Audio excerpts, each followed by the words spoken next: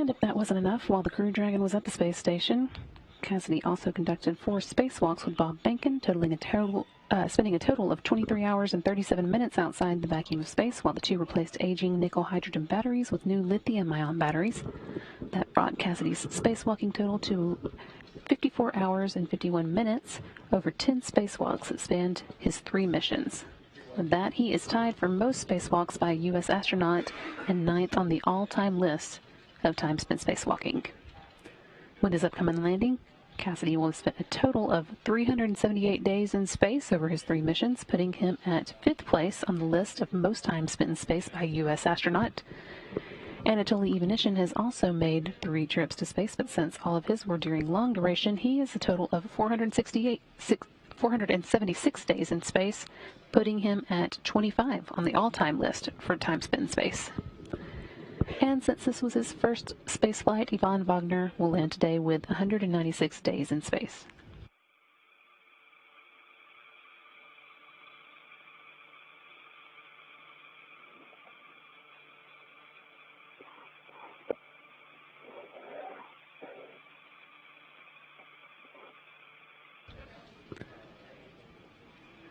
Cassidy, Ivanishin, and Vagner said goodbye to their crewmates Kate Rubin and Sergei Ryzhikov earlier today with a hatch closing at 3:24 p.m. Central Time.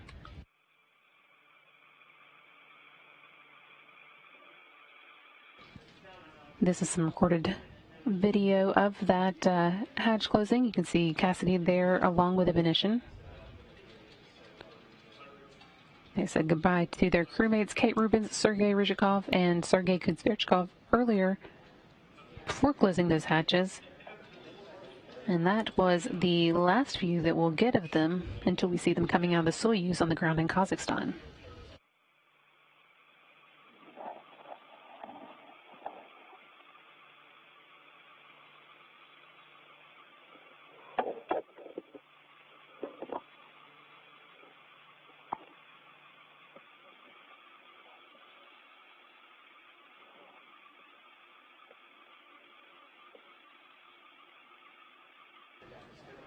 That again was hatch closing at 3:24, and since then, the Soyuz undocked from the International Space Station at 6:32 p.m. Central Time. For doing that, they were able to get all the required leak checks and preparations done on time, and that set them on their way for today's 9:55 p.m. Central landing. They've since been moving into position about 20 miles away from the space station and are just about ready to go for the deorbit burn, which will take place at 9 p.m. Central. Just 24 minutes from now.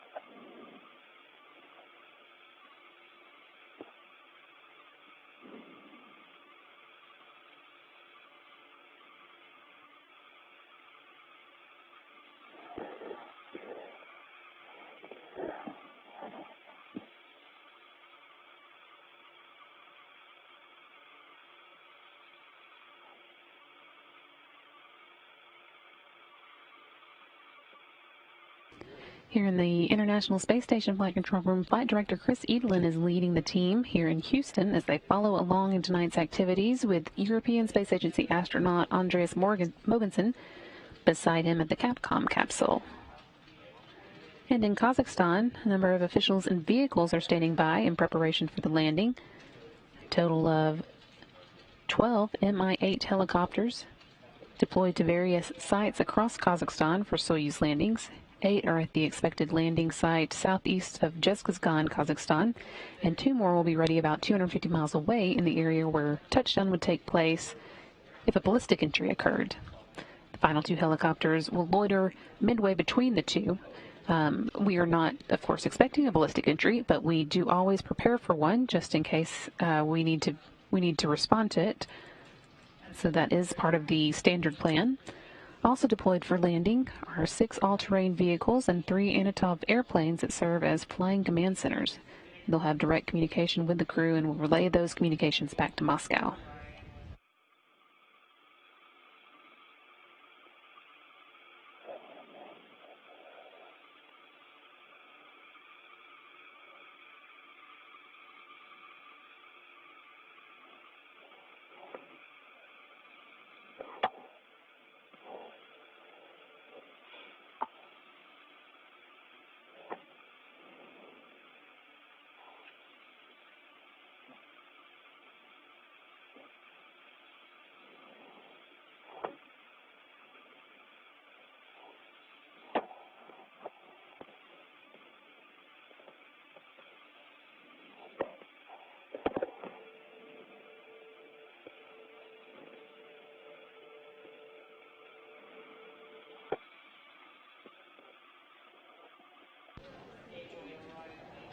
We've been asking you to send in your questions about tonight's landing using the hashtag AskNASA on social media, and you can keep sending those in, and we'll keep trying to answer them when there's time, starting now. From Isabella, we received the question, what's the current weather at the landing site? Weather-wise, things are looking reasonably nice at the landing site. Temperatures today should be around 45 degrees Fahrenheit and breezy, so it will be cool, but not nearly as cold as it can be at Soyuz landings. They'll also have a few clouds at 5,000 feet, scattered clouds at 20,000 feet, and winds out of the west at 14 knots. Visibility should be 6 miles or more at the landing site by the time Soyuz arrives.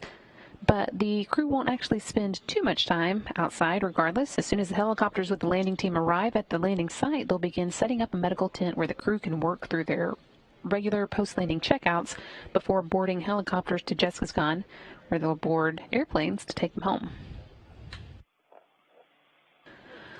Our next question is from Raul, who wants to know how long it will take for the astronauts to reach Earth. Well, from this exact moment, we have got about an hour and 13 minutes before tonight's 9:55 p.m. Central landing, but the point that determines when you land is actually the deorbit burn. That's when Soyuz fires its engines to slow down and drop back into the Earth's atmosphere, and at that point, there's no going back. But it's a pretty quick trip. Once they've completed the deorbit burn, they'll be on the ground in less than an hour.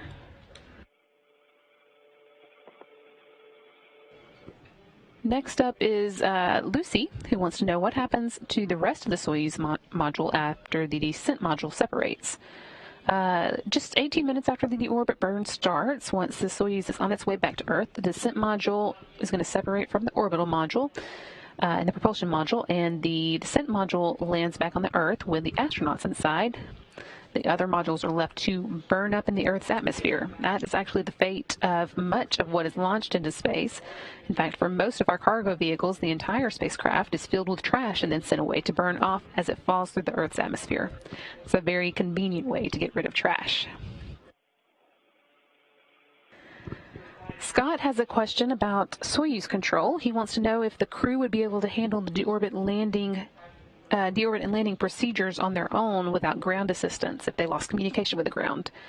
But actually, there's really very little for the ground or the crew to do. The vehicle does most of the work on its own because most of its actions are automated. But the things that the crew doesn't require, the things that the crew does do not require assistance from the ground. So the answer is yes. And one more from now, this one from Kristen, who wants to know how Chris Cassidy is going to be getting home after landing. And this is actually the longer part of the trip for Cassidy. Once he finishes his initial checkouts at the landing site, he and his crewmates are going to be getting on helicopters to deliver them back to Dzhezkazgan, which is the nearest town. And there will be planes waiting for them there to take Anatoly, Ivanishin, and Vagner back to Russia, while Cassidy is brought back here to Johnson Space Center in Houston. And for Cassidy, that trip will take almost another day. So that is all for now, but keep sending in your questions, and we will keep trying to answer a few before we get done for the night. You can get yours to us on social media using the hashtag AskNASA.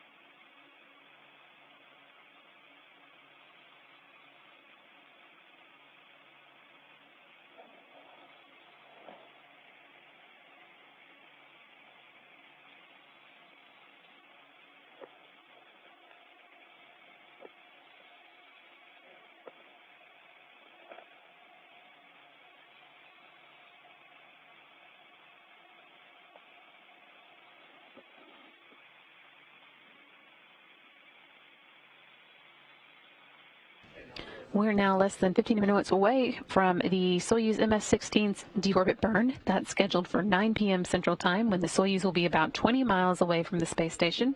That burn is going to last 5 minutes and 20 seconds, during which the thrusters firing will act as a brake on the Soyuz vehicle while it's still 260 miles above the Earth, slowing it down by 128 meters per second, or 268 miles per hour, and dropping it out of orbit.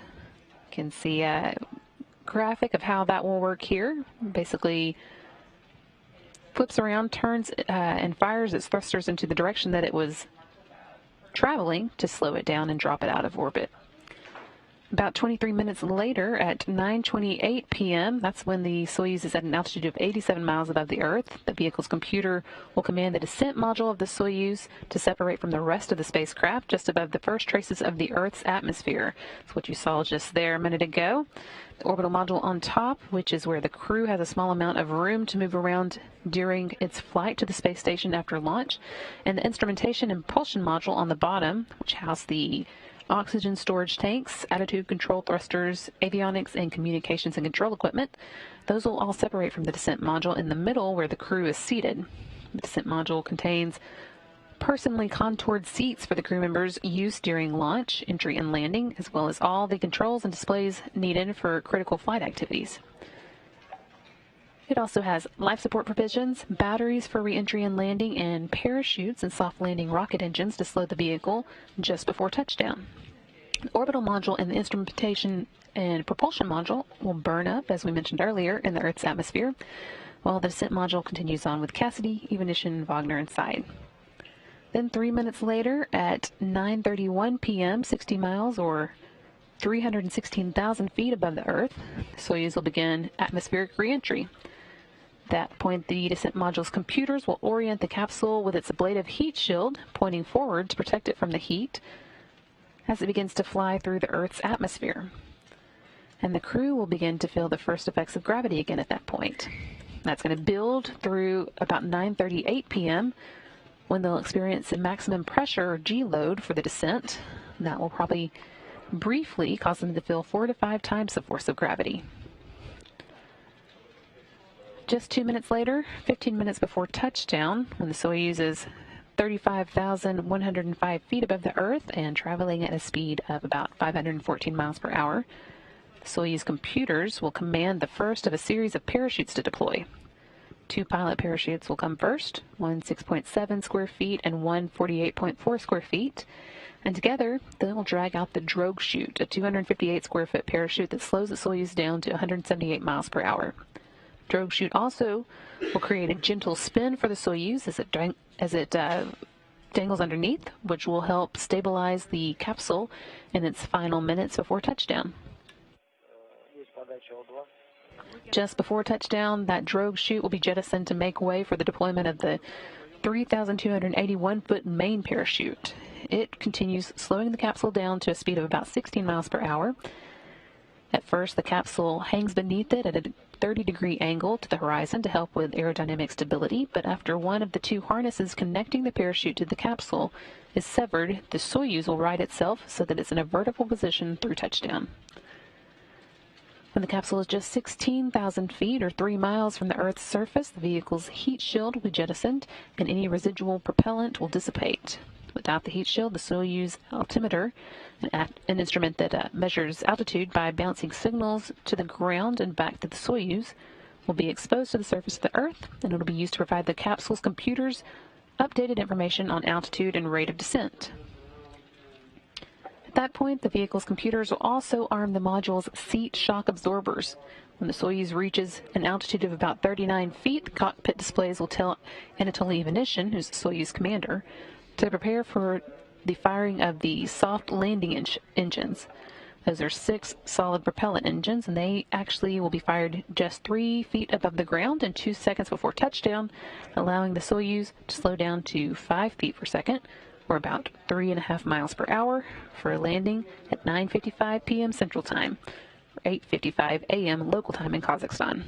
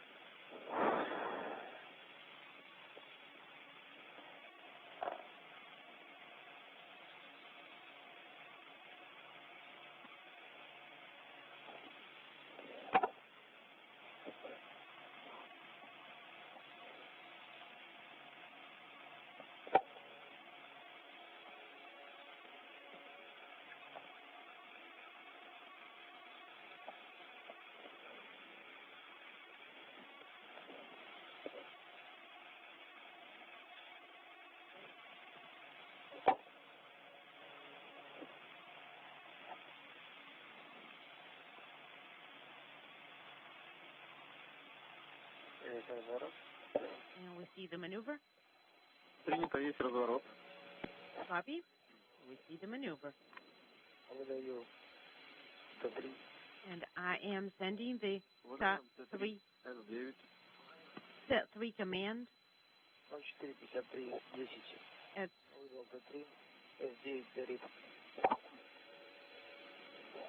I sent the command at 045010 and S9 is illuminated. Will cooler dry fan off. Сейчас, секундочку. And can I send the next command a little bit earlier? G3. Да, можно выдать G3. Would be program 3 long home control activation. I am sending the, you have a go to send the command. And we have COM session set up at 045352. We copy.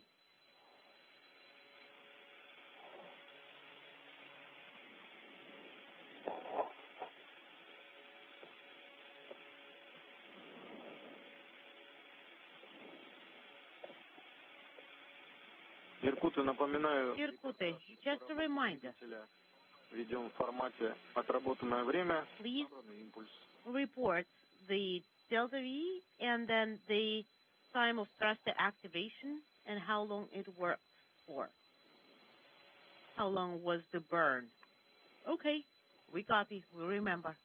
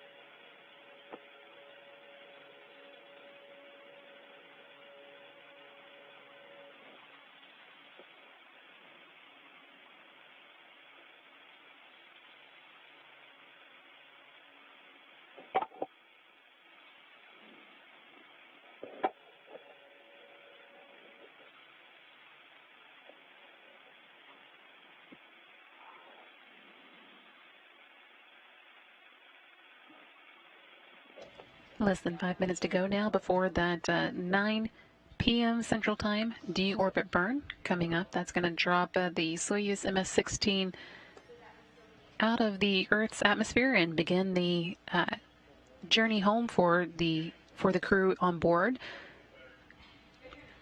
NASA's Chris Cassidy and Roscosmos' Anatoly, Ivanishin, and Ivan Vagner, who have all spent 196 days on board the International Space Station. We'll be wrapping that up today with a 9:55 p.m. landing.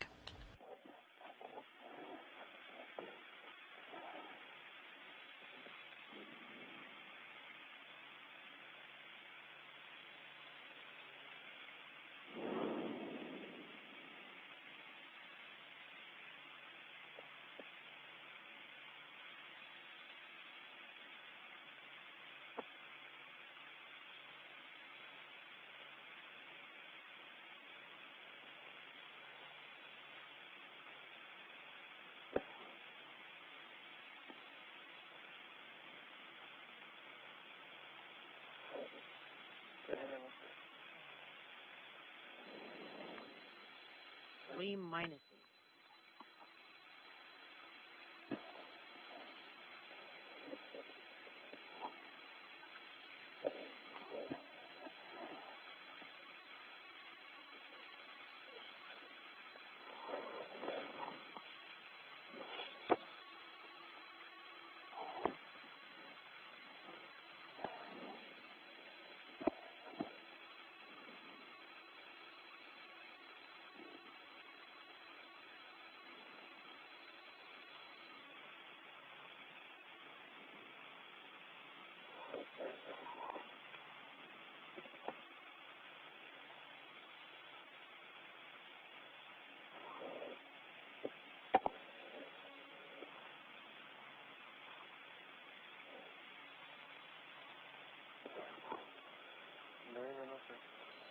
Two minutes. Just 2 minutes left now until the deorbit burn begins. It's going to last 5 minutes and 20 seconds, and that will slow the Soyuz down enough to drop it back into the Earth's atmosphere and allow it to continue on its journey towards the steppe of Kazakhstan, where they'll be landing today.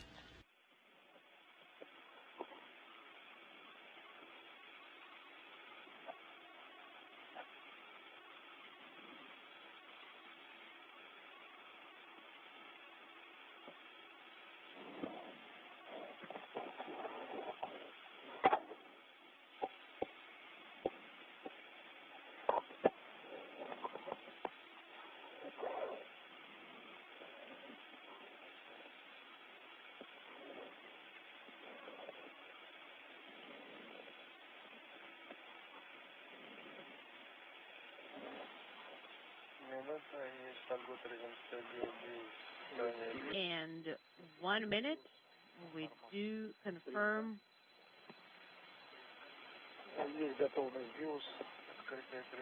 Soyuz ready, and SKD covers are open. Orbital maneuver engine covers are open.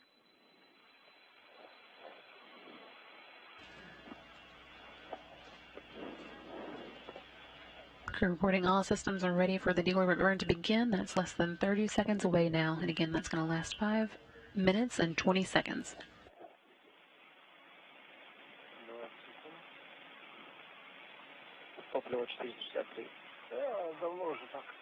Okay, propellant is 423.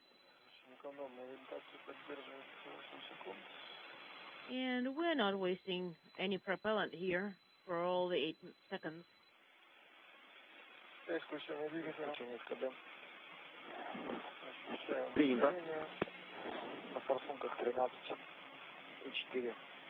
We have a third Burn has begun now. on the nozzles, thruster nozzles.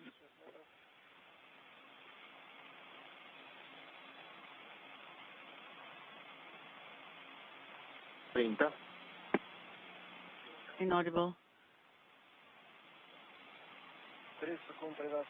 30 seconds, 13 meters. Copy. KDU parameters are nominal. The combined propulsion system at 45-19 meters. KDU parameters are nominal, and 13.7 on the nozzles. 1 minute into today's deorbit burn. Again, last 5 minutes and 20 seconds. KDU parameters are nominal. We have 12.5 on the nozzles. Copy. At 15:32, 0:45, and 12.5, and KDU parameters nominal. Copy.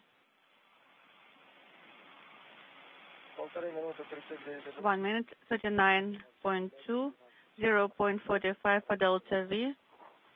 KDU parameters are nominal.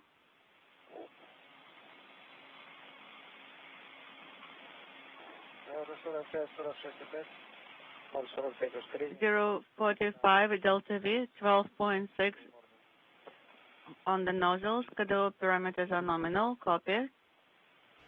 2 minutes into the burn now. As you're hearing, everything continuing to look good. 2 minutes. 59 seconds. Schedule parameters are nominal. 045 for Delta V. Принято. And 12.6 on the nozzles. 59.6, 0.46, and Принято. 12.6. And schedule parameters are nominal. 236, 0.46 for Delta V. Принято. 12.6 on the nozzles, and schedule parameters are nominal. Copy.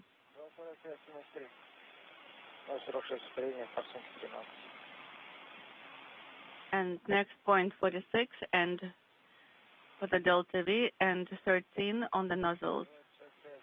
Now 3 minutes into the dual orbit burn, about a minute and Принято. 2 minutes and 20 seconds left. And 046 for Delta V. Schedule parameters are nominal.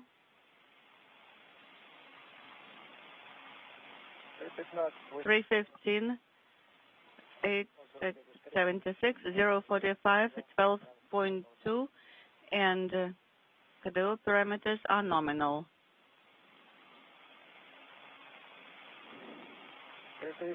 330, 94.1, 045, 12.8, and schedule parameters are nominal.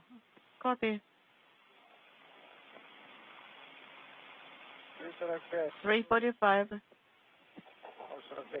045, and 13.2, and 12.8, and schedule parameters are nominal.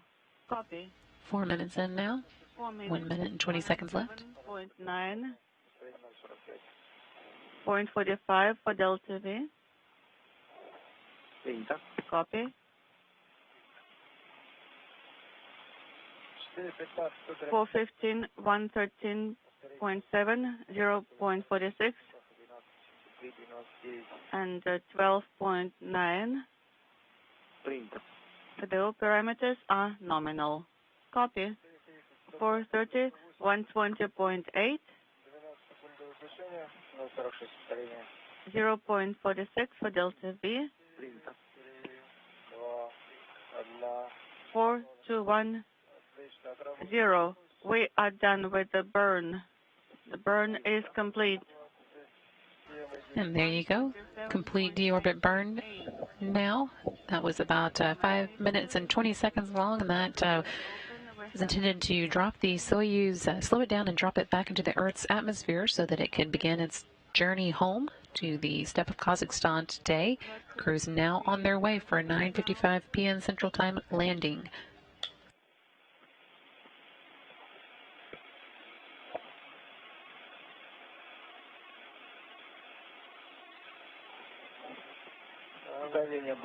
Bell pressure.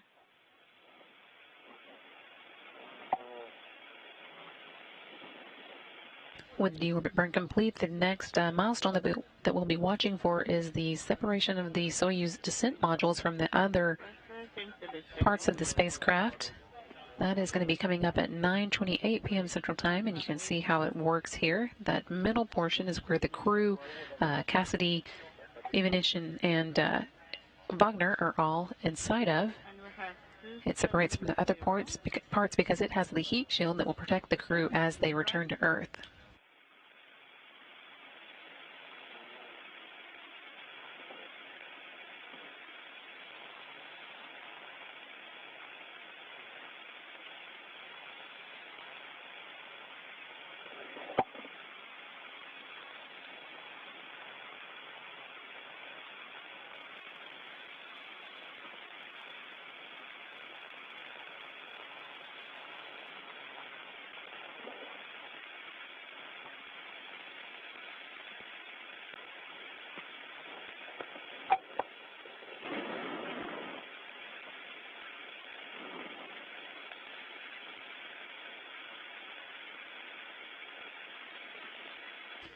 Since we've got a little bit of time before the separation of the descent module occurs, we can take a few minutes out for some more questions being sent in by users on social media. If you have a question of your own, you can send it in using the hashtag AskNASA, and we will try and answer a few more before the night's over. Right now, our first question is coming from Rebecca, asking how long it's going to take for the astronauts coming back today to physically reacclimate to life on Earth after their 196 days in space. That is a good question. You will hear from the astronauts that gravity is not a lot of fun to get reused to. Once you get to space, you get used to zero gravity pretty quickly, but getting used to gravity again can take a little bit of adjustment. They have about 2 months, 45 to 60 days set aside for reacclimation and also some technical debriefs, and that is basically their job once they get back to Earth for the first couple of months, just getting back into the groove of life here on the planet. It doesn't take quite that long to get totally reacclimated. That is probably more like a few weeks, although it probably varies from person to person, but they do have that time set aside to really dig into just returning to life on Earth and getting back to normal. Next question is coming from Wilson, who wants to know what the difference between ballistic entry and normal entry is. A ballistic entry, I mentioned earlier that we had some of the landing forces ready to support a ballistic entry if it did occur, and that is when the Soyuz comes in at a steeper attitude than planned for. It is a mode of re-entry that the Soyuz can support, but it's not the preferred one. It's a little bit of a rougher ride and takes the astronauts into a place where there's less landing support staged to help them. So we do always plan for an entry at our regular landing site, but we stage some support at the ballistic landing site just in case it's needed. And we've got a third question now from Ken, who is asking, during re-entry, do the astronauts communicate in English or Russian? So if you've been listening tonight, what you are hearing on NASA TV is an interpreter who is interpreting both the astronauts who are speaking in Russian and the Russian flight controllers on the ground who are talking back to them. So most of what you are hearing is actually taking place in Russian, and then we have a translator who translates both parts of those conversations. So sometimes it sounds a little bit like they're talking to themselves, but that is the full conversation between the two groups occurring entirely in Russian for this, since it is a Russian vehicle and the Russian flight controllers are primarily responsible for it.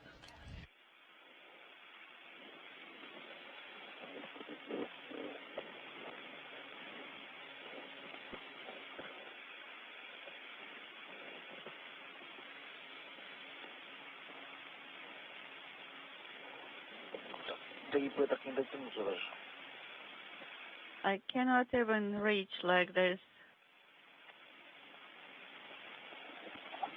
Иркуты, как нас слышно? Irkuti, how do you read us? We have interference. We can hardly copy you. Принято. Copy.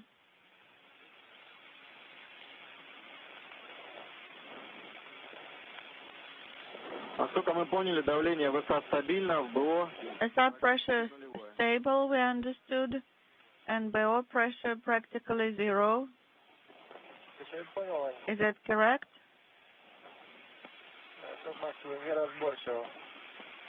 We did not copy. You're coming in garbled.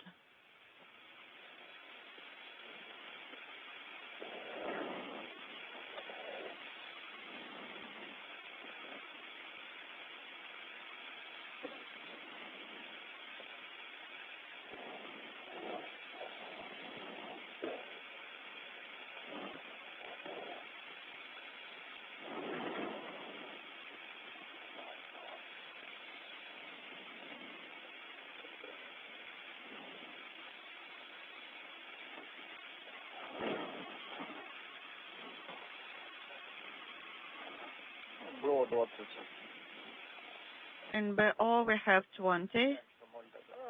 It's basically zero.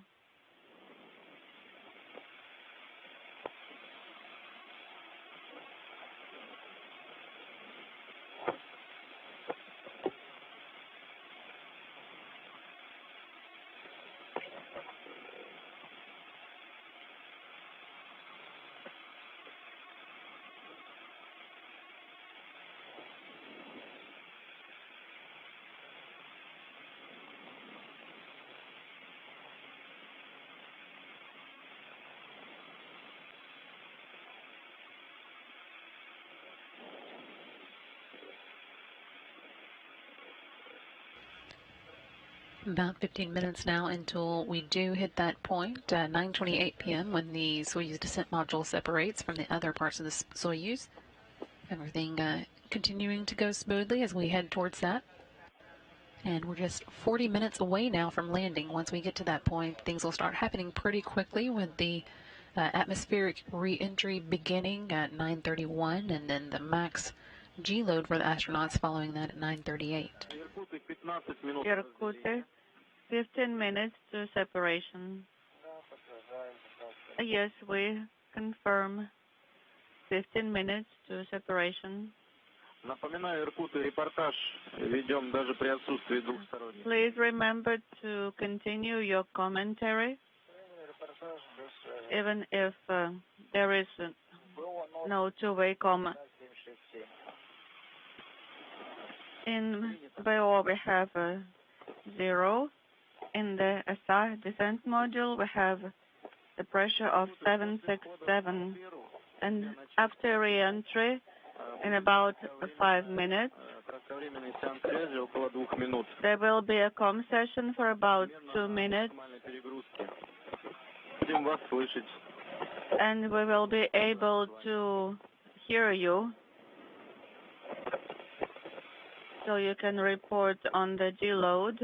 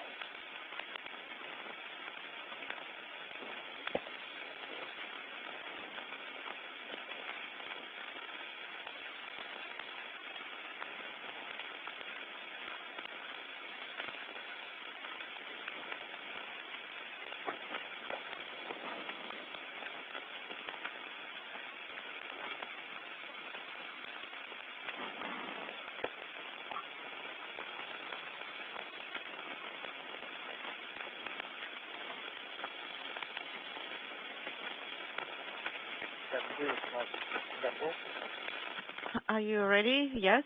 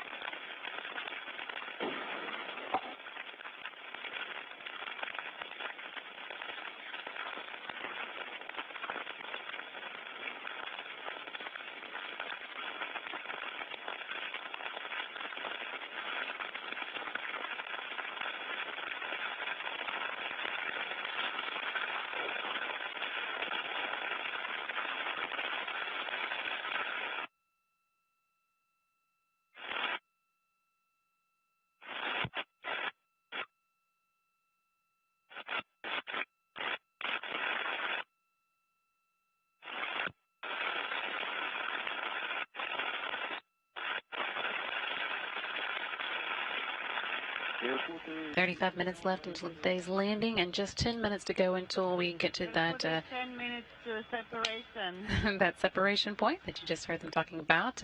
That is again when the descent module that the crew members are in, Chris Cassidy, Anatoly, Ivanishin, and Ivan Vagner, separates from the other elements of the Soyuz. The descent module has both the heat shield and the parachutes, which are key components of a safe landing, of course. So separation of the modules allows those elements to be exposed and then used during landing.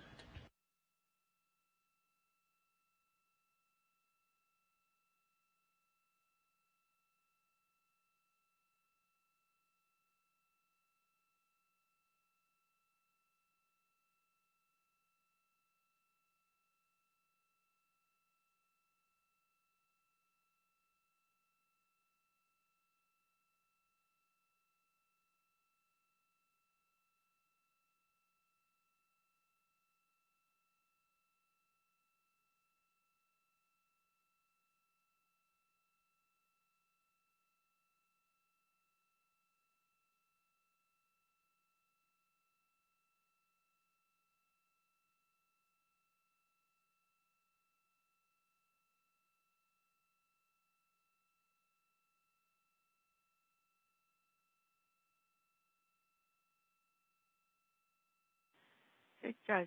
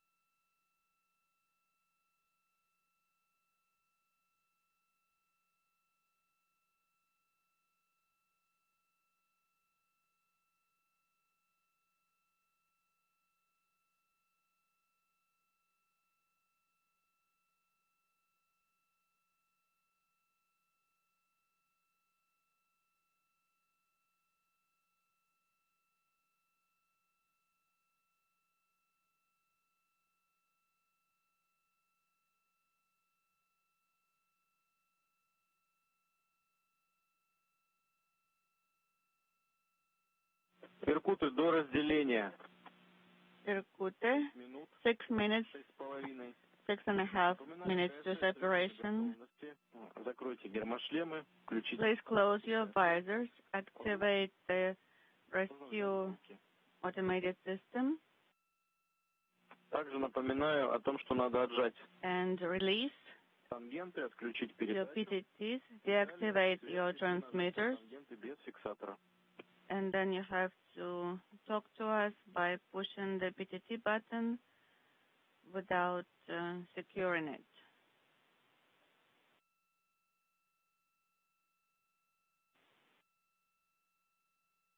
Just 5 more minutes left before we get to that descent module separation, and we're going to take a few more questions while we have a minute from the Ask NASA group on social media. You can send yours in using that hashtag AskNASA. And our first one is from NASA Wanderer, who's asking what happens after the astronauts land. There will be a few minutes after they land while the helicopters with all the support personnel and the ATVs will move in to meet them. So they'll be on their own for a few minutes before they are then converged on, and the crew who's there to meet them begins working to get them out. They'll set up a ladder to help pull them out of the capsule, and then they'll be moved into chairs where they can sit and collect themselves a few minutes. We'll be able to hopefully see all that from the videographer who will be on site. They will all gather in 3 chairs in front of the small crowd that meets them, and then be taken to the medical tents after they are given a chance to make a few phone calls. And the medical tents will have a few checkups, and then they will go on the helicopters that met them there and move to Dzhezkazgan, where planes will be waiting to meet them and take them to either Moscow or Houston as appropriate. Next question from Jane, asking, are the American astronauts fluent in Russian, and how long does it take them to learn? All of the astronauts who go to the International Space Station, regardless of nationality, have to be fluent in both English and Russian. Those are the 2 official languages on the International Space Station, so even our international partners from Japan and Europe and Canada, all of them have to learn English and Russian as well, if they don't already know one of the other. That does take a long time, and a lot of the astronauts will tell you that that's one of the harder parts of their training. They begin that as soon as they are chosen as astronaut candidates, and spend a lot of their first 2 years of training getting the basics down, but they continue that training once they're assigned to a mission to make sure that they are ready before they get to the International Space Station and able to communicate with some of the ground teams supporting them.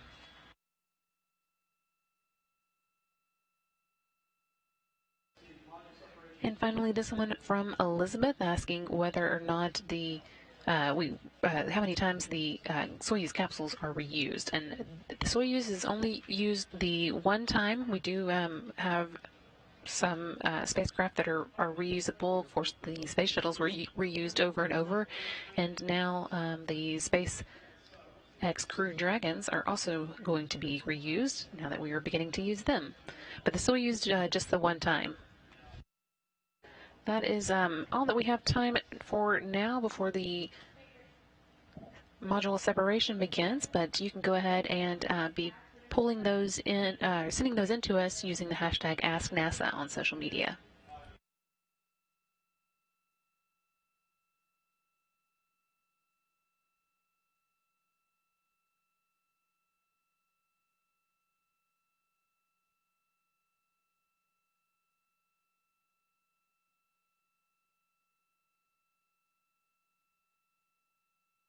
Иркуты, прошла метка разделения 214.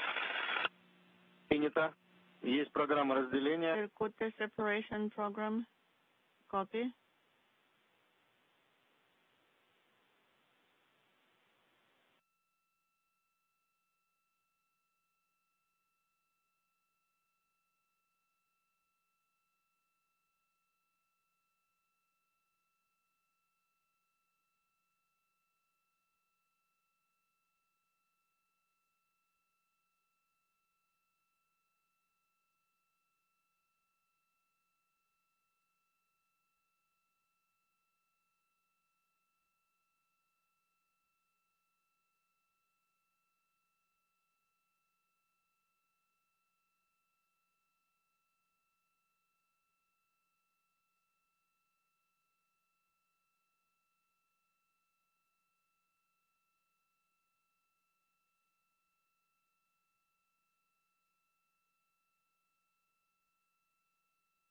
Иркуты, минута. Irkut 1 minute to separation.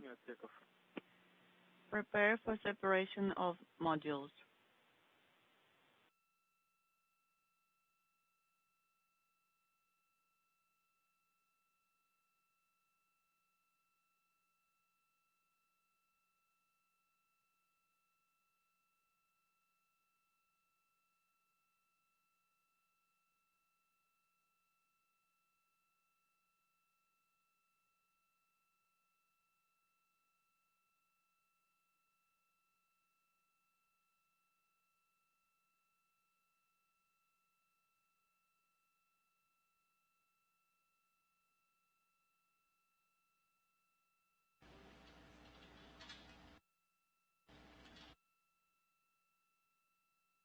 this point, the Soyuz descent module is separating from the orbital module and the instrumentation and propulsion module, while the vehicle is about 87 miles above the Earth. Orbital module and instrumentation and propulsion modules are going to burn up in the Earth's atmosphere, while the descent module with the crew inside goes on towards that landing site in Kazakhstan. And confirmation here on the ground that we did get module separation. We see separation on our telemetry, and 2.5 minutes till atmospheric re-entry. That next milestone coming up at 9:31 p.m. Central Time. By that point, the Soyuz will be 62 miles above the Earth, and that's when atmospheric entry begins. The crew will begin to feel the first effects of gravity since they left Earth 196 days ago.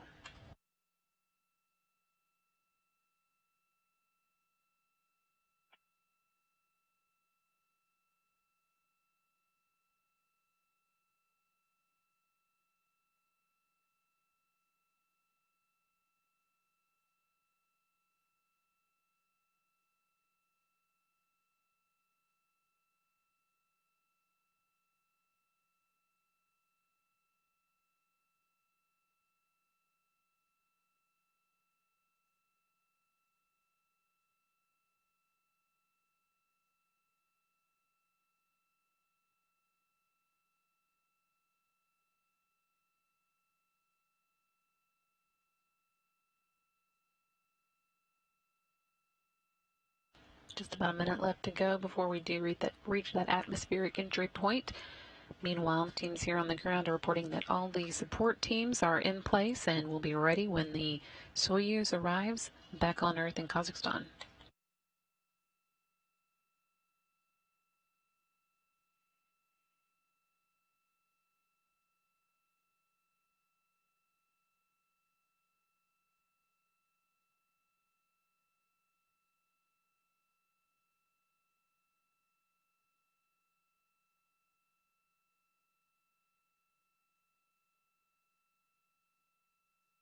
Иркуты, 30 секунд до входа в атмосферу. Irkutsk, 30 seconds till atmospheric re-entry.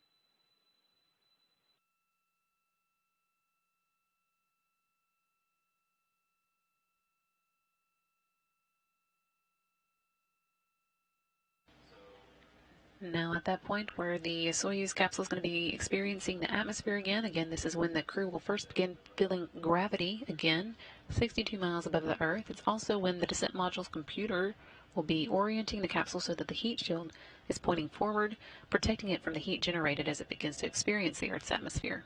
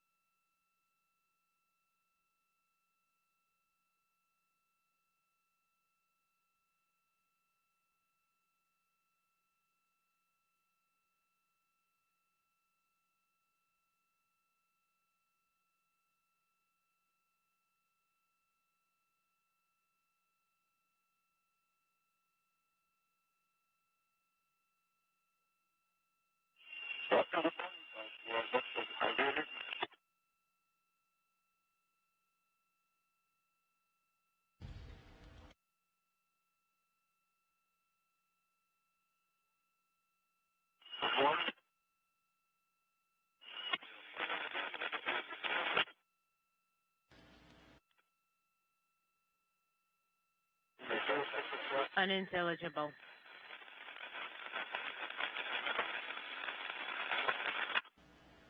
At this point, the Soyuz is beginning to enter the plasma as it makes its way through the Earth's atmosphere. That does cause the communications with the ground to get a bit broken at some points. At this point, it's about 80 kilometers above the Earth, or 50 miles.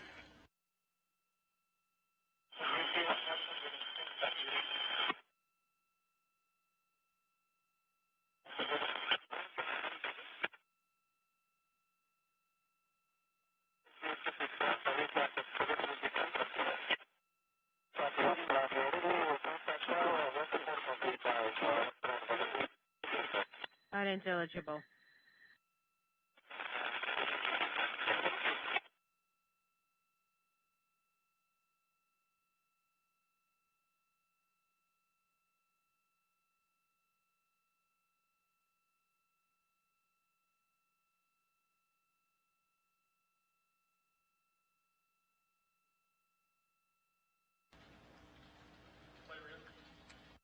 Still about 4 minutes before the Soyuz exits this area where it's going through plasma, as the Soyuz begins to experience Earth's atmosphere again, and the air around it heats up as it's moving through the atmosphere.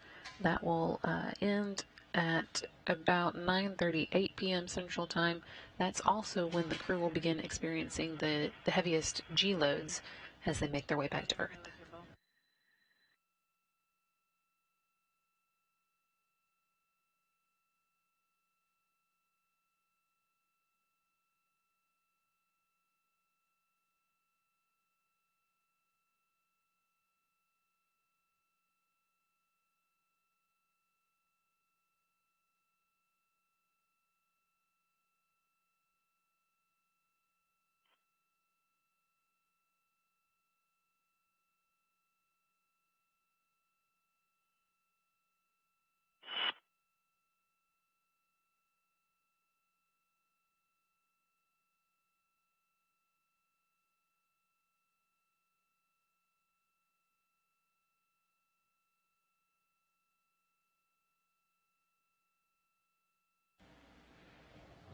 Everything's still quiet as the Soyuz still in this period where it's going through the plasma and the Earth's atmosphere.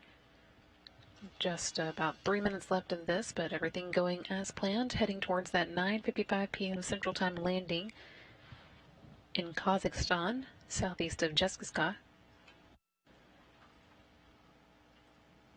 On board, of course, Commander Expedition 63 Commander Chris Cassidy and flight engineers Anatoly, Ivanishin, and Vagner, about to land back on Earth after 196 days in space.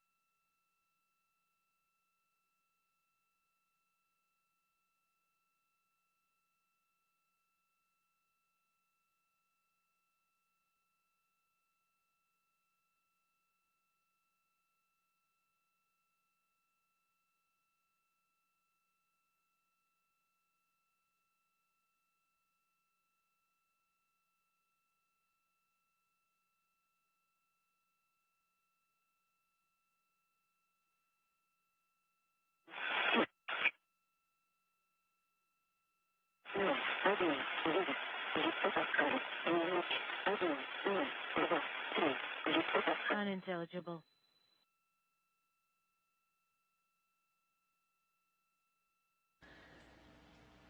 Little less than a minute before the Soyuz exits the plasma and the crew experiences the heaviest G loads that they will get on their trip back.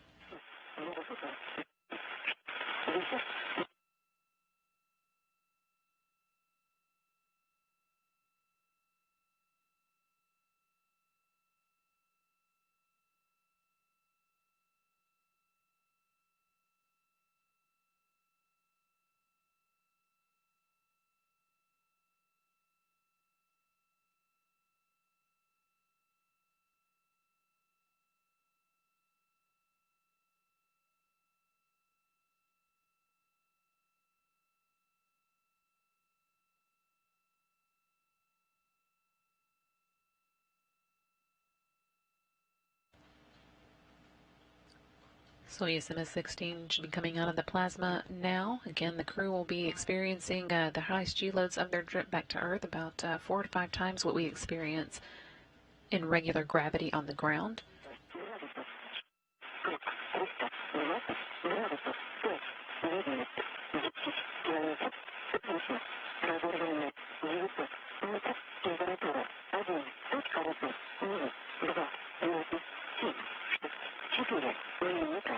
Unintelligible.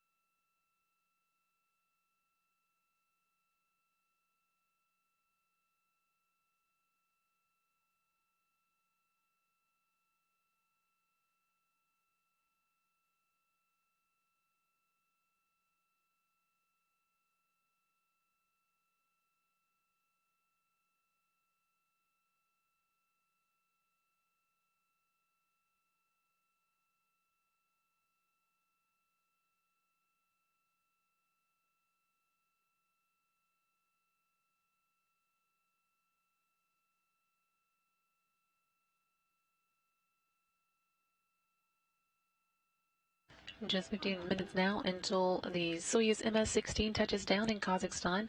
At this point, they're about 35,105 feet above the Earth, traveling at a speed just under 514 miles per hour. The computers will be commanding the first parachutes to deploy. Two pilot chutes, one 6.7 square feet and one 48.4 square feet. Those will pull out eventually the 258 square foot drogue chute, which will slow down the Soyuz to 178 miles per hour in only about 16 seconds and begin stabilizing the capsule.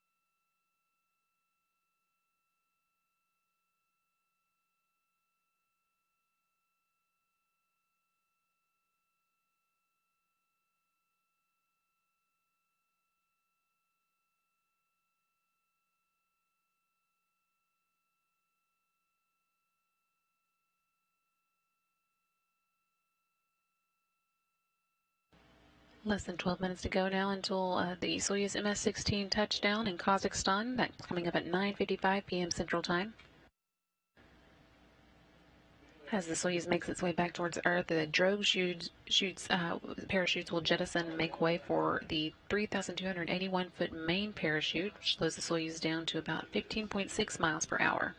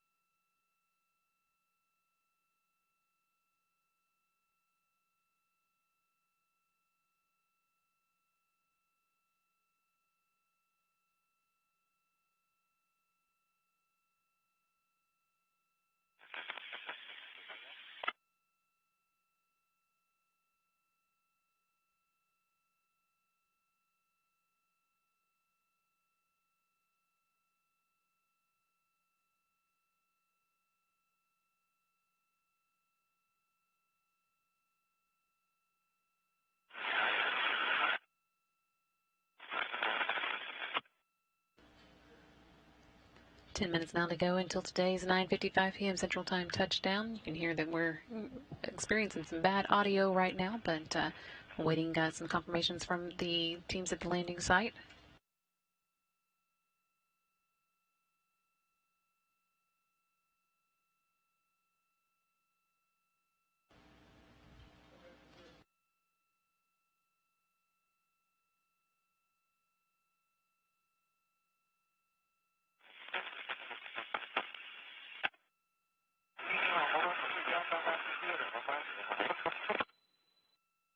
Atmosphere.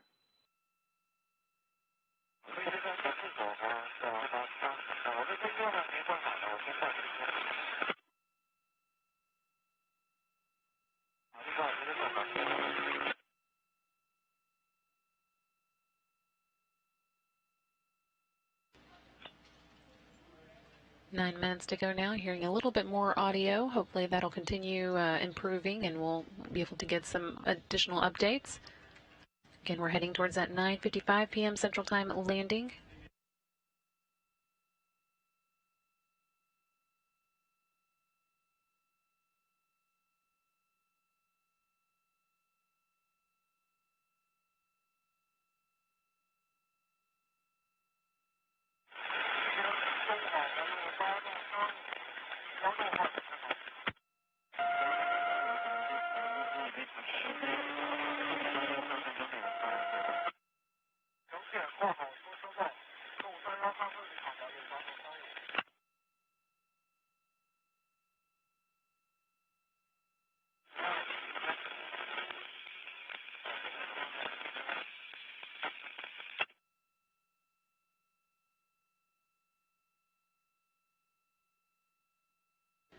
Dean's here on the ground hearing from the forces, the landing team that is gathering at the landing site, that one of them does now have the crew in sight and everything is looking nominal. Just 7.5 minutes away from today's landing time. Again, getting reports from the team who is at the landing site that all is looking well.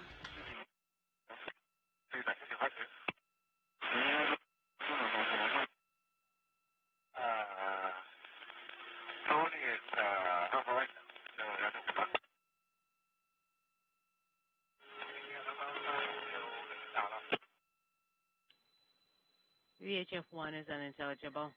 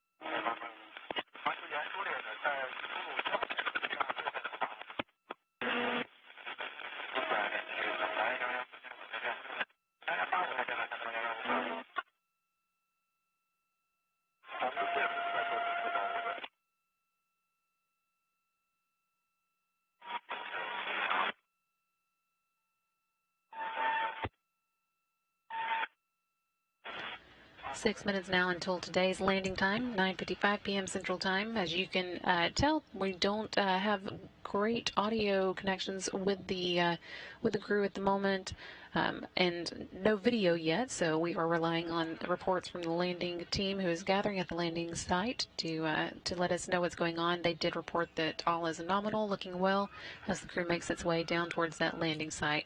We hope to get some video for you. We'll keep trying on that, and as soon as we have it, we'll be sure to share it.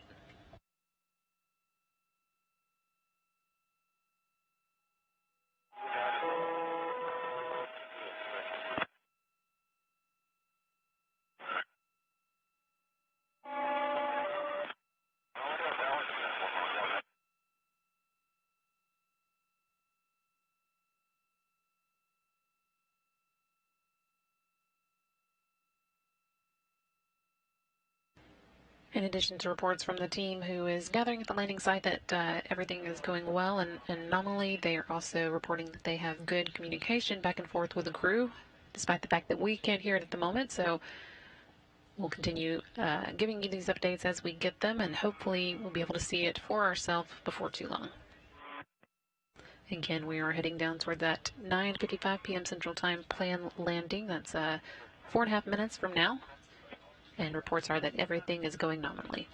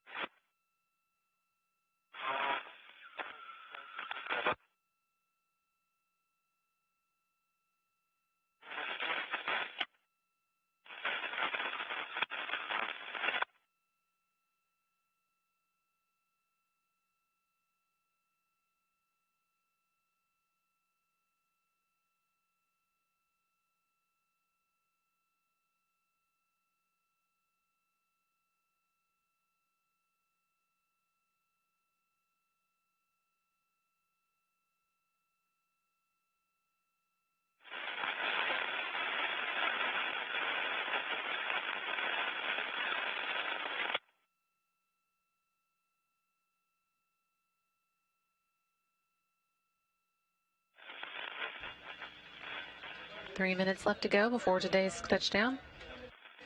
Again, although we don't have good communication with the crew here, we do have reports that the team on the ground has good communication with them and that everything looks nominal at this point. Still continuing on towards that landing at 9:55 p.m.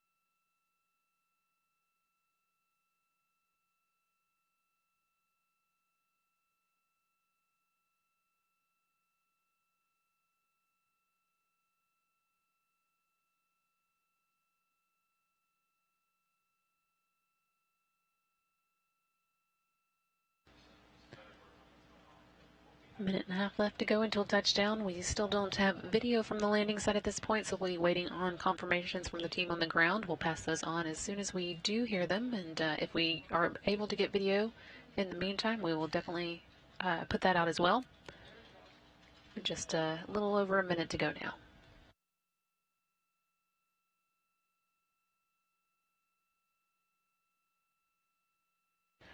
And there's the video we've been waiting on. Soyuz under its parachute making its way down for today's landing. That should be coming up very soon at this point.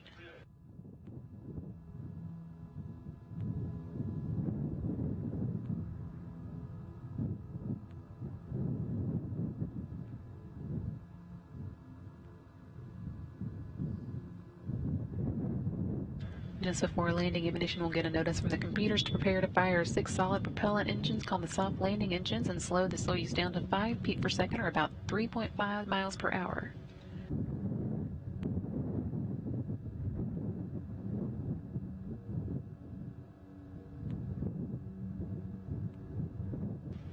And you can see Soyuz has now touched down in Kazakhstan, 9:54 p.m. Central Time.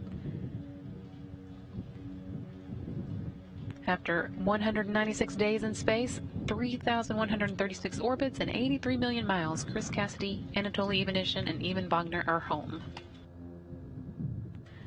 Again, that landing coming at 9:54 p.m. Central Time, just a smidge early.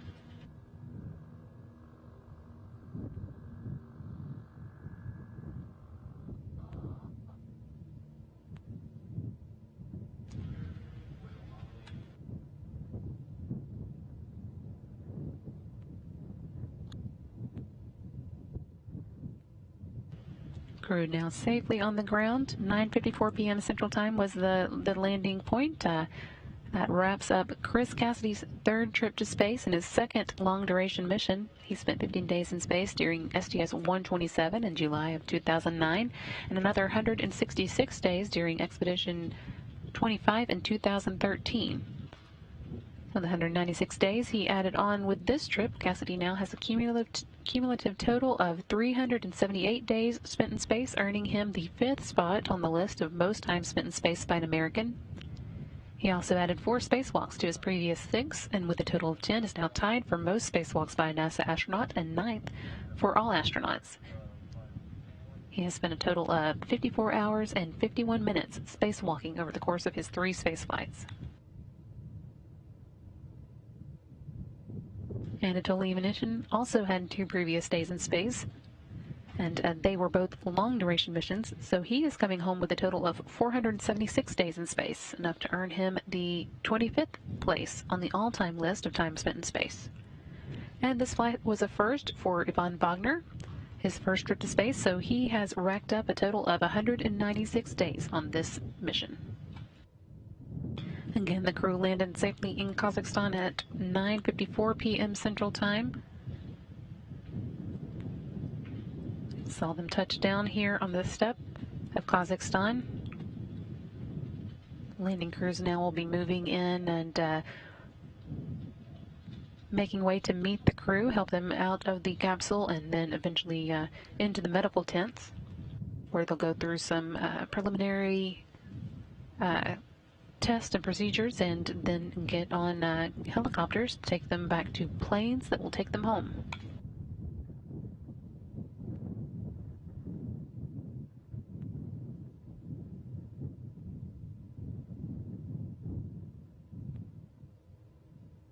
You can see some of the helicopters beginning to make their way to the landing site now. Total of 8 Mi-8 helicopters with television equipment and that inflatable medical tent, as well as a number of NASA representatives on their way.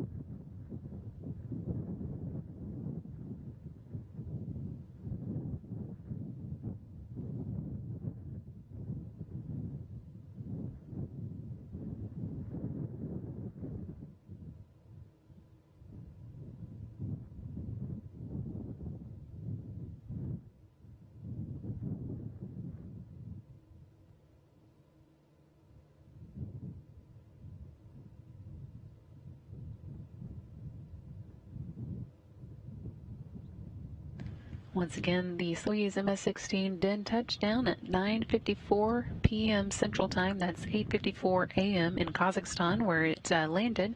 You can see the recovery team making its way to the landing spot. They'll begin landing and moving in to meet the crew, help them out of the capsule in the next few minutes. Once they do, hopefully we'll be able to get some video from the landing site.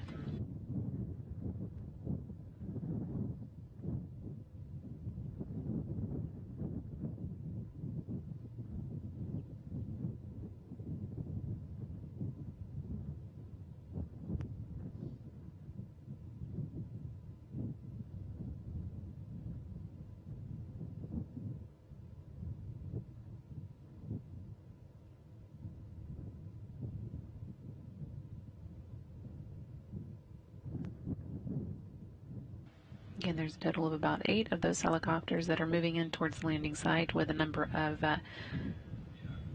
NASA and Roscosmos representatives on board to help with various aspects of the landing procedures. Once they do arrive, a portable medical tent will be set up near the capsule where the crew will be able to change out of their launch and entry suits. And then Russian technicians will open the Soyuz hatch and help the crew members out. Since they've been living in zero gravity for the past 196 days, they'll be feeling the effects of being back on the Earth's surface. And so they'll be seated in special reclining chairs near the capsule for some medical tests.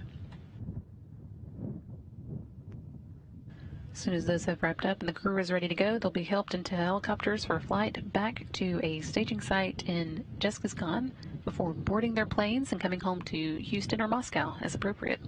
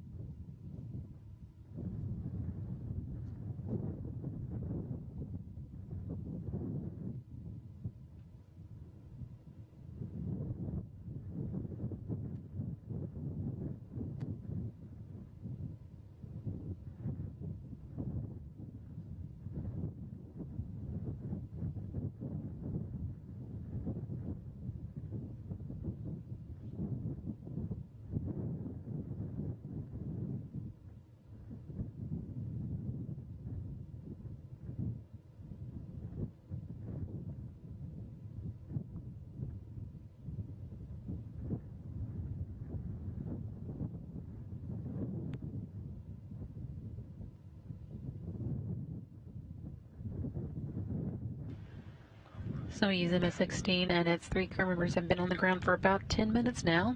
Currently seeing a view of the steppe Kazakhstan in the early morning, southeast of Dzhezkazgan. Can't really make it out here, but just beyond what we can see, the Soyuz did touch down at 9:54 p.m. Central Time. That's 8:54 in the morning local time. And the Soyuz, the landing team has been steadily moving in. We saw many of the helicopters land, and so they should be setting up around the Soyuz, getting ready to help the crew members out. And hopefully among them, a videographer that will be able to send us some video back of the crew as they get out of the Soyuz. As soon as we are able to get that, we'll get you that view as well. There are a few fewer people than normal out at the landing site today, with the various quarantine-related restrictions due to COVID, that does cut down on the number of people we send out. Among the people who are there, we have the Deputy Chief Astronaut Reed Wiseman and Flight Surgeon Joe Schmidt. Some of the people who are normally there who are not include the NASA photographer Bill Ingalls and NASA Public Affairs spokesperson Rob Navius. They weren't able to make it out to the landing site, although Navius is in Kazakhstan and may be able to give us a little bit of an update later. He won't be on site with the crew at this point. He will be waiting for them in Dzhezkazgan. But hopefully we will still be able to get some video as the team gets set up there at the landing site. Again, they touched down at 9:54 p.m. Central Time. Commander Chris Cassidy of Expedition 63 and flight engineers Anatoly Ivanishin and Ivan Vagner.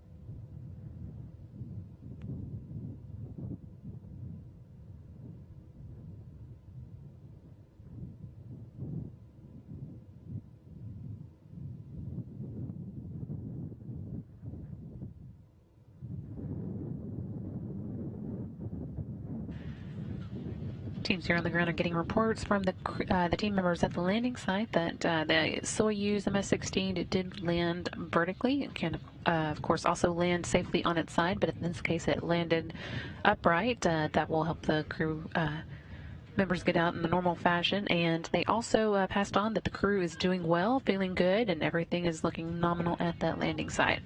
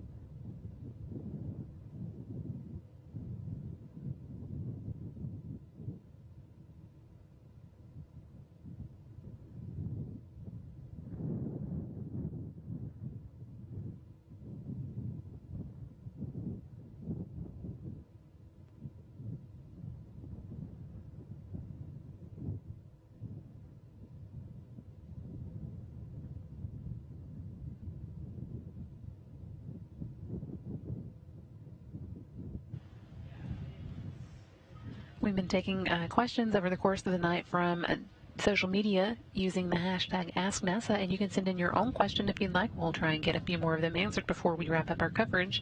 While we are waiting for a closer view of the crew, we'll answer a couple of that have come in the last few minutes. First one coming from IDK, who is asking, why is there launch?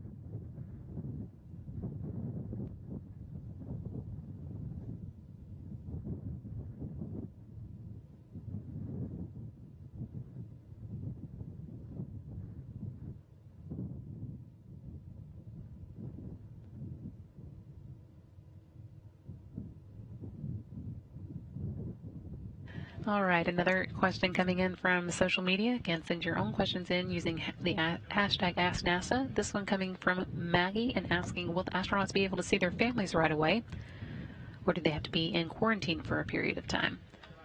The astronauts, they'll all be returning to their home bases, basically. For Chris Cassidy, that is NASA, and he will be able to see at least some of his family members who have been in quarantine themselves so that they can have access to him right away. People who haven't been able to quarantine for various reasons would need to spend a little bit of extra time away from the astronauts coming home to make sure that they don't expose them to any illnesses, germs, while they are in a state that we would consider immunocompromised. Having been on the space station where they don't have exposure to germs on a regular basis like we do here on the ground, we want to be sure that once they are back on Earth and start to experience that again, that they are eased back into that situation carefully.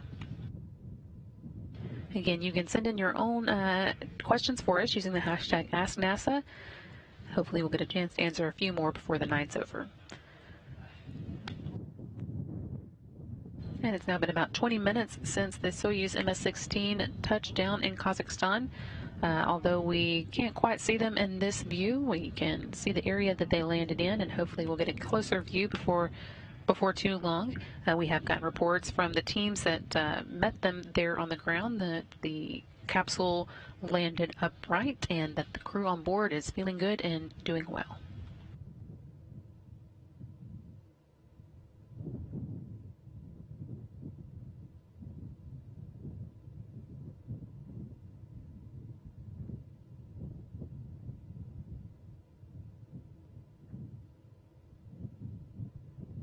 As I mentioned earlier, Public Affairs Specialist Rob Navius is in Kazakhstan, although he's not able to be at the landing site for this particular landing. We do have him on the phone, though, to give us a report from what he is hearing there in Dzhezkazgan. Rob, can you hear us? Hi, Brandy, and good evening to everybody. We're actually in Karaganda at the airport. I am aboard the NASA Gulfstream jet, preparing to take off for a short flight to the forward staging city of Dzhezkazgan, where other NASA personnel and search and recovery forces belonging to the Russian Rosaviatsa search and recovery team deployed from in helicopters to the landing site a few hours ago. We will be airborne very shortly for that brief flight to Dzhezkazgan. There is a Gagarin Cosmonaut Training Center aircraft that is parked right next to us. It too will be airborne for Dzhezkazgan, where we will meet the crew. This is going to be a quick and dirty recovery operation of the crew members today. The Russians have elected to scale down the usual hoopla that surrounds the return of crew members due to COVID cautionary procedures that they are operating under, with everybody wearing masks, maintaining as much social distancing as possible. What will happen is Cassidy, Ivanishin, and Vagner will emerge from the Soyuz MS-16. They'll be loaded into individual helicopters after medical tests in a nearby erected medical tent, and then they'll be flown from the landing site to Dzhezkazgan, about a 40-minute helicopter flight that will facilitate and hasten their ability to get on these respective planes. Cassidy on the NASA plane, Ivanishin and Vagner on the Gagarin Cosmonaut Training Center aircraft, fly back to their respective homes. We'll be flying back, of course, to Houston. They will be flying back to Star City, to the Gagarin Cosmonaut Training Center outside of Moscow. Everything has gone extremely smoothly. The NASA team deployed yesterday with other Russian search and recovery officials for an overnight, a quick overnight in Dzhezkazgan, which has been a familiar landing staging city. Dzhezkazgan lies to the southwest of Karaganda, which is where everybody had gathered earlier in the week for landing team briefings and other preparations. Brandy? Hey, thanks, Rob. We appreciate that. And it looks like in Moscow, the flight control team there is beginning to get some video from the actual landing site. We just saw Chris Cassidy being helped out of the Soyuz capsule and onto the tarp where he and the other crew members will be gathering over the next few minutes. Try and get this video for you directly as well, but that was great to see him emerging from the capsule. Rob, I know that this is a little bit different for you. What kind of information are you able to get there? We're getting information as it becomes available on a moment-by-moment basis. No problem getting information from the landing site through a variety of sources. And we heard the descent of the Soyuz under its chutes all the way down to touchdown. Just about the same time we arrived at the airport for boarding the NASA plane to head down to Dzhezkazgan. So it's basically the astronauts coming to meet us in Dzhezkazgan with Cassidy climbing aboard the G5. There will be a pair of NASA flight surgeons attending to him on the flight all the way back to Houston with one refueling stop. And we should be back in Houston on Thursday evening, Central Time. That'll be a long trip, but I'm sure it'll be good for him to be home. We're getting a little bit more video now as the crew continues to be extracted. Now seeing Ivan Vagner, this again coming from Roscosmos. Looks like we've got 2 of the 3 crew members out now, and we'll keep watching for Anatoly Ivanishin, who should be up next. You can see a few of the NASA personnel who are gathered out at the landing site. All of these groups will be making their way back to Rob Navius and meeting them in Dzhezkazgan, as he mentioned a moment ago.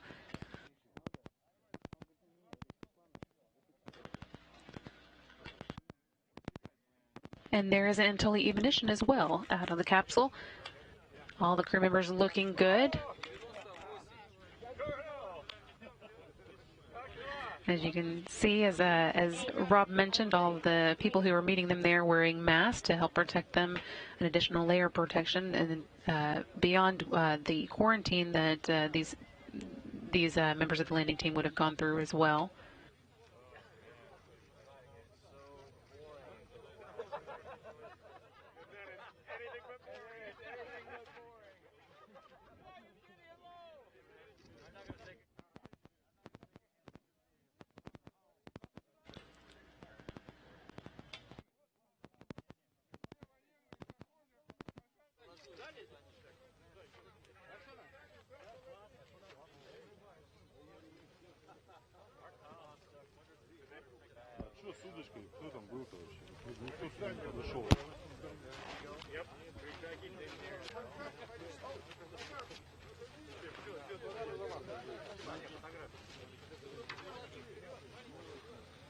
Rob, if you're still there, I don't know what it is for you in Karaganda, but it looks like the weather's pretty pleasant for the team at the landing site. Yeah, the landing time temperature, Brandy, was about 45 degrees Fahrenheit. A cold front moved through this region late yesterday and overnight and passed just to the east of the landing zone just in time for touchdown. It is cloudy here in Karaganda, but we're in Dzhezkazgan, where we're headed here a short time from now. The sun should be out, the landing occurring 1 hour and 3 minutes after sunrise. And as we speak, the pilots, the NASA pilots out of Behnken Field nearby the Johnson Space Center are revving up the engines to this NASA Gulfstream jet, and we'll be taking off a short time from now. It's looking like the crew members might be moving into the medical tent before too long as well. We just saw the landing team there pausing for a group photo. Again, everybody looking really good for having just spent 196 days in space. Though we didn't get video of the landing itself, we did get reports, and you can just make it out there in the background behind the crowd. The Soyuz did land upright, and we're able to get confirmation from the teams who met them that the crew was feeling well. Now we're able to see that for ourselves. Everybody looking like they are feeling good and should be able to move on to the medical tent before too long.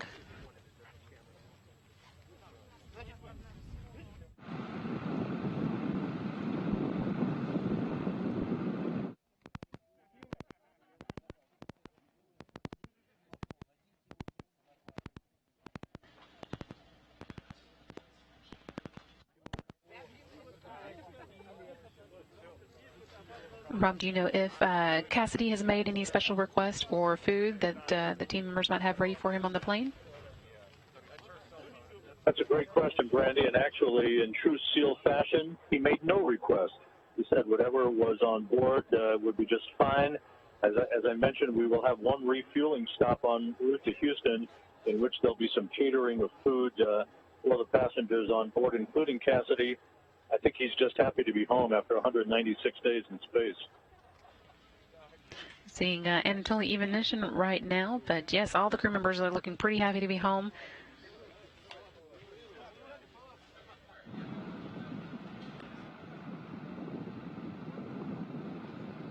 Team members still unloading some of the limited cargo that the Soyuz is able to carry as well.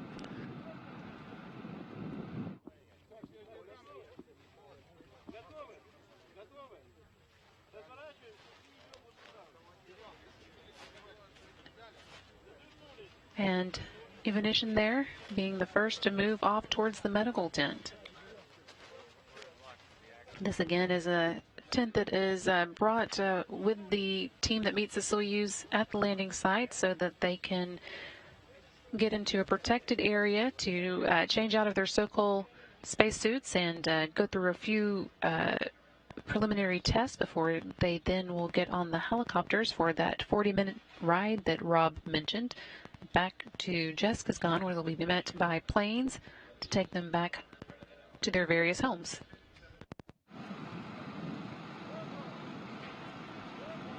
Ivanishin and Vagner both on their way now to the medical tent. You can see what that tent looks like in this view.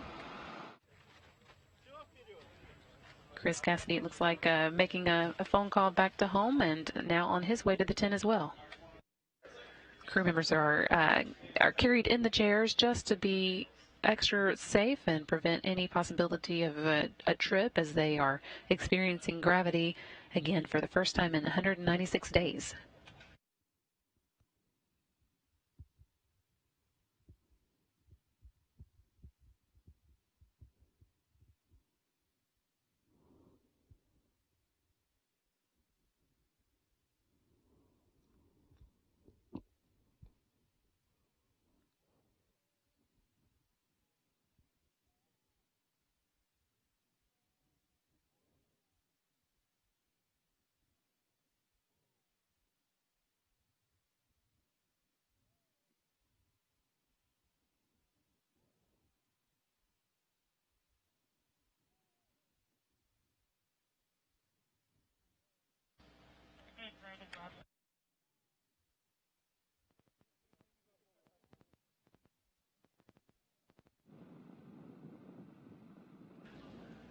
So there the crew members making their way into the medical tent. That is the last that we'll see of them tonight.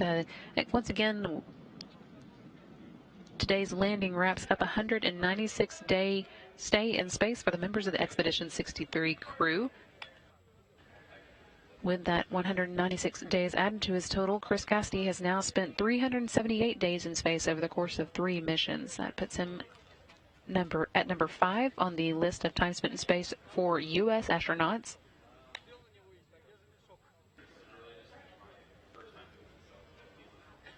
Anatoly Ivanishin, meanwhile, also having made 3 journeys to space now has a total of 476 days in space, landing him a spot on the all-time list at the 25th place. And Ivan Vagner just completing his first space flight, now with 196 days on his total.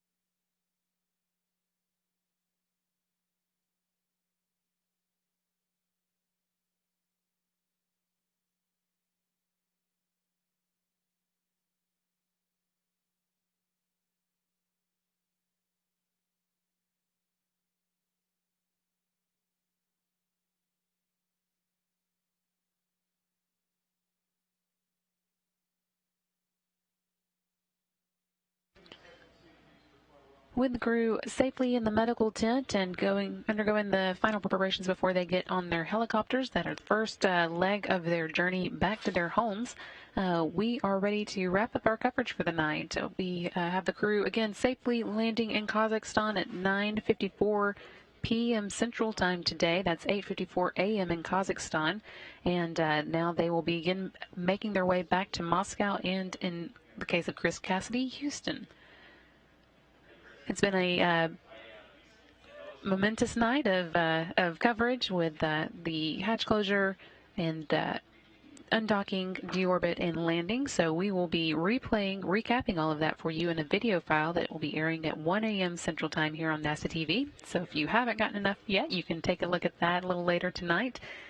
And with that, we are going to wrap up our coverage of the Expedition 63 landing in Kazakhstan. Again, Chris Cassidy, Anatoly, Ivanishin, and Vagner now safely home after 196 days in space. Thanks so much for joining us. This is Mission Control Houston.